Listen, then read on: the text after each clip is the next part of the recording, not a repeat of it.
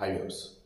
AP ప్రజల నెత్తిన జగన్మోహన్ రెడ్డి 2019-2024 మధ్య 8 సార్లు కరెంటు ఛార్జీలు పెంచి ఆ నెత్తిన ఆ భారాన్ని మోపాడు. అప్పుడు నేను క్లియర్గా చెప్పాను, బాధుడే బాధుడు బాధుడే బాధుడు అని చెప్పేసి ప్రచారానికి ముందు ఓవర్ యాక్షన్ చేసింది జగన్. ఎందుకు అనుకుంటే గెలిచాక నేను బాగుతానరా బాబు అని చెప్పాడు, మీకు అది అర్థం కాలేదే బాబు అని చెప్పేసి అన్నాను.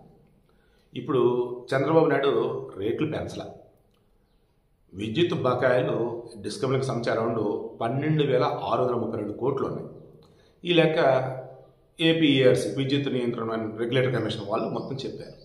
అండ్ రేట్లు పెంచుకోండి మీరు అని చెప్పారు. ఎందుకు మరి ఆ బకాయిలని క్లియర్ అవ్వాలి కదా.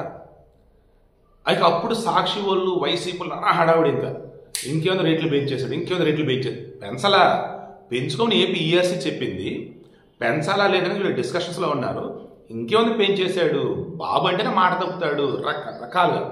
ఇప్పుడు చంద్రబాబు నాయుడు క్లియర్గా 2025-26కి సంబంధించి ఆ ఫైనాన్షియల్ ప్లాన్ అన్నట్టు ఈ కరెంట్ ఛార్జీల సంబంధించి ఎలా ఏంటన్నట్టు ఏపీఈఆర్సీ ద్వారా ఒక దాని ఫార్మాట్ రిలీజ్ చేశారనమాట.